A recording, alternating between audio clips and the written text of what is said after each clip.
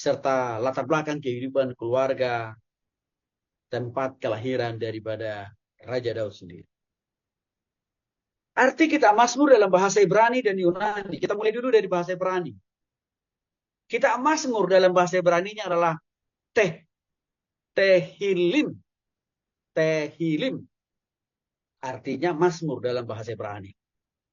Artinya puji-pujian atau nyanyian puji-pujian dan penyembahan, kata-kata untuk menyembah Tuhan. Itulah arti Mazmur atau dalam bahasa Ibraninya adalah Tehilim. Dalam bahasa Yunani kita Mazmur disebut dengan istilah yang berbeda, yaitu psalmoi. Psalmoi. Artinya lagu-lagu. Arti tidak jauh beda dengan arti dalam bahasa Ibrani. Yaitu apa? Nyanyian yang diiringi alat musik petik. Maka kita Mazmurlah sebenarnya banyak memberikan fondasi teologis. Mengapa gereja-gereja Tuhan atau persekutuan-persekutuan halal diperbolehkan memakai alat musik apapun juga. Sekalipun masih ada gereja-gereja di dunia ini termasuk di Indonesia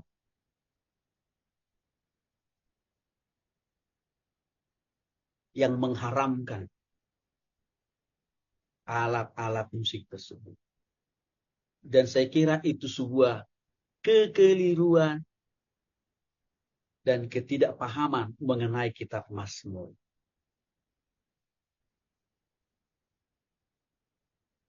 Jadi kalau ditanya, kitab manakah di Alkitab yang memberikan legalitas atau dasar Alkitab?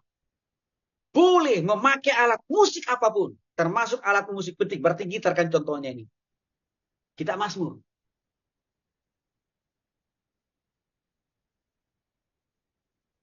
Dengan demikian saudara nggak usah ragu, nggak usah khawatir, nggak usah takut. Pakailah alat musik apapun juga. Karena itu Alkitabiah. Karena semua yang Tuhan ciptakan yang ada di bumi ini juga berasal dan bersumber dari Tuhan. Dan Tuhan mau kita pakai itu juga memuja-muji namanya. Termasuk alat-alat musik.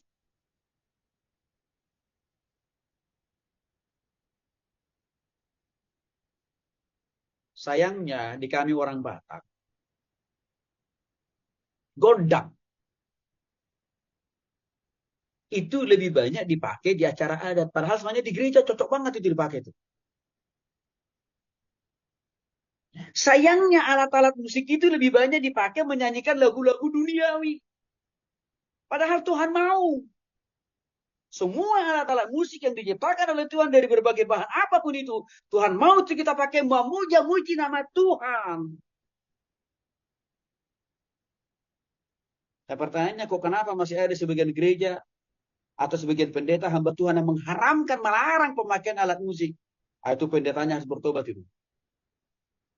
Pendetanya perlu lagi masuk ke kampus kita itu belajar Alkitab dengan benar. Saya kira ini clear Bapak Ibu ya. Halal memakai alat musik apapun juga.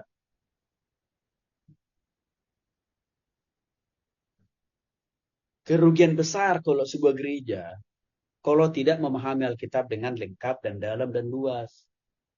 Sehingga mengharamkan alat-alat musik tertentu dan hanya menghalalkan alat musik sebagian kecil. Itu merugikan gereja itu sendiri. Kenapa anak-anak muda di gereja kita lebih senang beribadah di gereja orang lain? Dan tahukah Bapak Ibu? Generasi penerus masa depan gereja kita itu bukan di kita. Kita itu tinggal nunggu nomor antrian dipanggil Tuhan kok. Generasi penerus gereja kita itu di anak-anak sekolah minggu, remaja, pemuda loh Bapak Ibu. Maka akomodirlah mereka.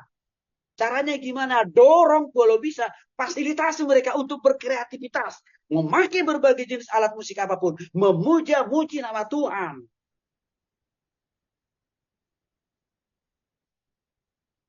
Ini perlu kita